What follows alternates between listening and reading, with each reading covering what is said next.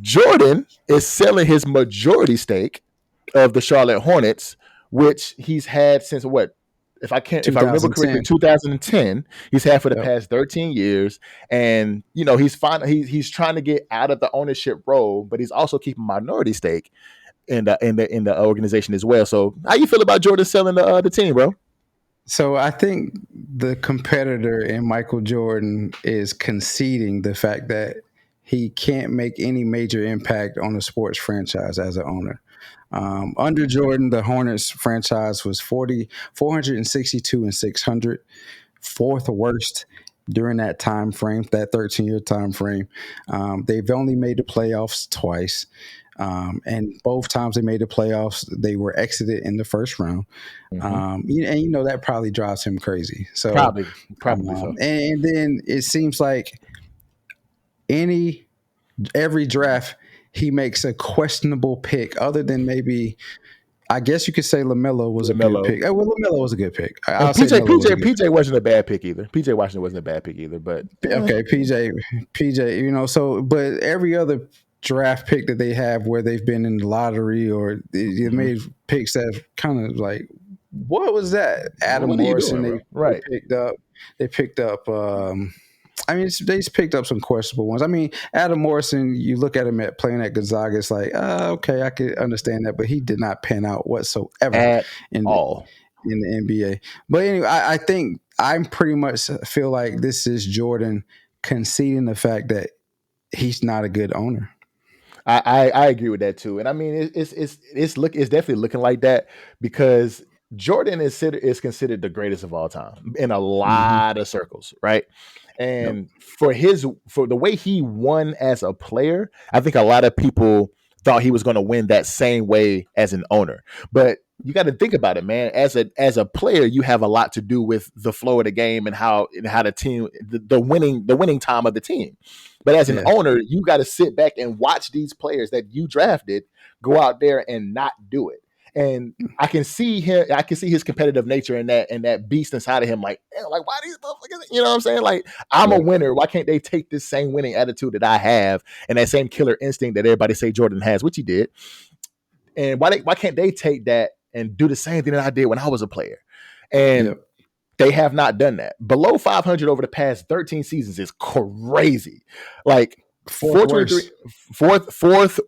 The 26th. The way the article that I read said the 26th best record. Like, bro, 26th best age. That ain't the words you need to use, bro. Like, what are you talking about? Like, what do you mean?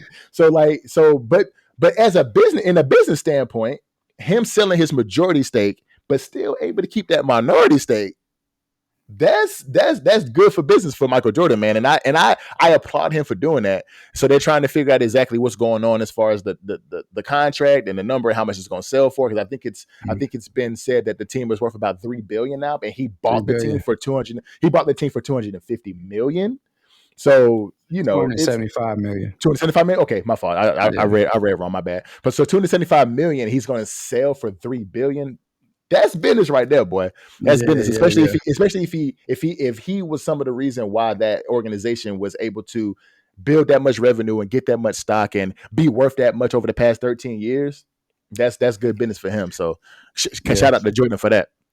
For sure. I think it's in that disappointment of it's a trade-off for the disappointment that he had on the court. He can profit the way he should profit, or that way that everybody thinks he's going to profit off of this sale. Like you said, 275 million, a little bit over a quarter of $1 billion dollars to purchase a sports franchise, and then in 13 years it's worth over $3 billion. So he stands to make $2.9 billion off of this. I mean, I don't know what the actual amount is going to be when it's all said and done. And him keeping that minority stake, does he leave some of that within the franchise so he can keep that minority stake? But even if he leaves, 500 million, which we'll get into that number here shortly. Even if he leaves 500 million, he's still going to make 2.4 billion off of this crazy transaction. This transaction itself. It's crazy. Yeah, man. So So do you say at 500 million? I'm still, huh? That's what you 500 say. million on So the what about grind.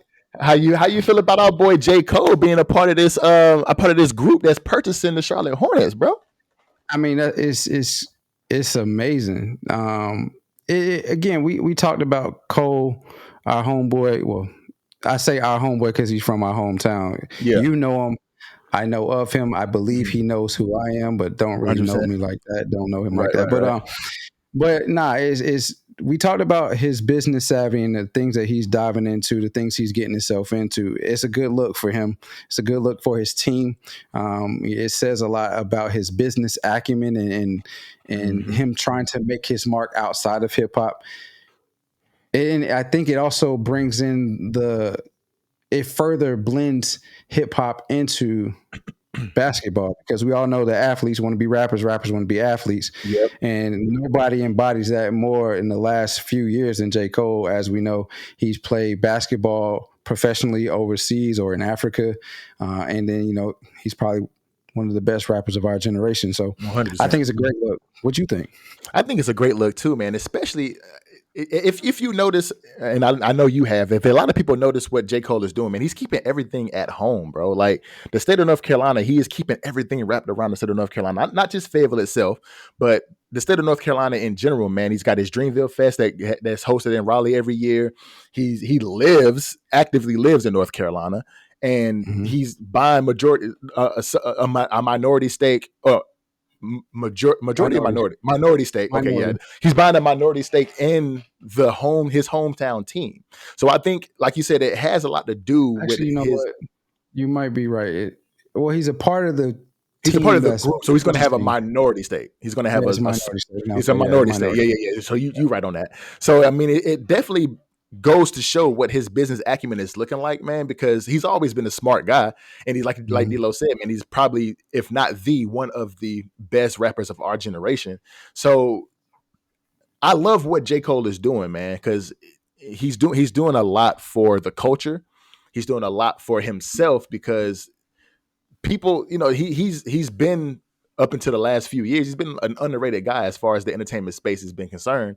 So like I enjoy seeing J. Cole put his mark on more than just the entertainment space. Because getting Mhm. into this, being a businessman, it's an amazing thing for him and it's an amazing thing for the state of North Carolina, man, because his voice is huge right now. So a lot of Mhm. the things that he touches turns into gold. So hopefully this happens, especially with music. So hopefully this happens with the Hornets too, man, because he has a huge voice right now out there. His platform is huge. Even though he don't speak Yeah. much, he speaks through his music, but hopefully he can put some spark into the Hornets, man, with a lot of things that he might say in these board meetings and stuff like that. So and hopefully he helps outside with with his voice and his platform to where we can build something with the Charlotte Hornets, because over the past 13 seasons they haven't been that, and the hometown team hasn't done what they should have done under Jordan. So hopefully with this minority stake that he has, hopefully he can do something with it, bro, for sure, for sure. Yeah. So it's a little conspiracy that's floating around right now about MJ and why he's selling this team. Have you heard it? I have not heard the conspiracy. What is that, Okay. bro? So apparently Hmm. the main person that's he's selling the majority stake to is the founder and CEO of, I want to make sure I'm saying this right. He's a founder and CEO of Melvin Capital. Okay. Okay. Melvin Capital, almost their hedge fund. Okay. So they almost went broke in 2021 Hmm. betting against GameStop. So in That, 2021, yeah, I remember that. they were on the verge of going bankrupt, and so everybody was trying to short that stock. Hmm. When you short a stock, if you're right about it being negative, then you get money from it. Hmm. Um, Hmm. so it became the meme stock of the year because Wall Street Bets, a Reddit forum on Reddit, obviously, they made basically they made their own hedge fund, quote unquote, so to speak, and did a short squeeze against that stock. So everybody, all the hedge funds and everybody that was involved with betting against GameStop, they lost tons and tons of money. Tons of money, bro. It was crazy. Well, Michael Jordan was one of those individuals. Gotcha. And the reason I said 500 million, ironically earlier, is it's been reported that off of that stock, he lost $500 million. Holy. And so the conspiracy, I don't believe this, but with the history of MJ, if you understand MJ's history, he's a bad with man. his gambling, with his gambling, and God rest his soul, is what's been said of why his father was, allegedly passed away and all that. It's viable. It is viable. So they're saying he couldn't cover that loss that he had. So the selling of the Hornets was his way of covering that bet, because it was, I believe, and then Gabe Plotkin is also he's a minority owner of the Hornets right now. Mm-hmm. So that's the conspiracy. Again, I don't believe it, but it could be viable knowing MJ's history. It makes sense. It makes sense, man, because he's always been somewhat of a, well, I ain't gonna say somewhat. He's always been a gambling man. He's always been a gambling man. Everybody knows he gambles with little stuff. Like you even saw some of the gambling he did if you watch Last Dance, just flipping quarters from money, like just flipping quarters and getting the closest to the wall, like. You know what I'm saying? Like just flipping quarters and getting close to the wall. Like that day was gambling just on flipping quarters and his golf gambling and things like that he always did. And I mean, it makes sense for him to be, for that to happen. And that hedge fund was crazy with GameStop back in the day. Because even I was looking to put money into it myself, honestly. Yeah. But I was like, nah, I ain't, if they supposed to be going bankrupt, I ain't trying to do nothing like that. So I didn't. But that was crazy. And that does make sense. I didn't hear about that conspiracy. So that's interesting to hear. And for him to have to, for him to have to, not necessarily have to, but for him to sell it just to cover that bet, that makes a lot of sense, man. Because he's gonna bring in, like you said, at least 2.9, depending on how things shake out and what he puts his money into. But 2.9 billion to cover 500 million. Yeah, but I mean, I'll say it again. I don't believe that is true. I think NBA teams, the value of NBA teams have skyrocketed over the last year, and 100%. He's just like cutting his losses right now. Mm-hmm. He's coming out on top by losing, so to speak, if that makes sense. Because the Hornets have not been a good franchise, but his $275 million that he put in is now $2.9 billion. Yeah, I mean, I'm gonna sell the team too and say, I'll continue to be around, but I'm gonna cut my losses if it is a loss. Yeah, because I didn't try it I didn't try for over a decade now, and we ain't been doing nothing. So let me see if somebody else can do this now. I'm cutting. Like I said, I'm cutting my losses, bro. I can dig it. I can dig it. Yeah. Thank you for watching this video. If you want to see more content like this, there's a video on the screen right here. Make sure you go ahead and click on that. Also, you can find us on all your streaming platforms, wherever you find your podcasts.